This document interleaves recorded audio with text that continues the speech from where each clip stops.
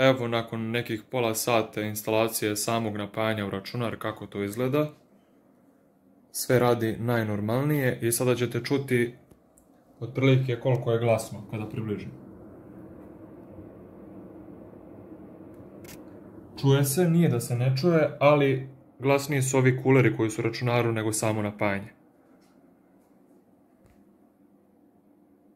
Što se mene tiče, u ovom cenovnom ranku koji se kreće do 8.000 dinara ili oko 70 eura, preporučujem kupovinu samog napajanja jer daje veoma dobre performanse u odnosu na svoju cenu.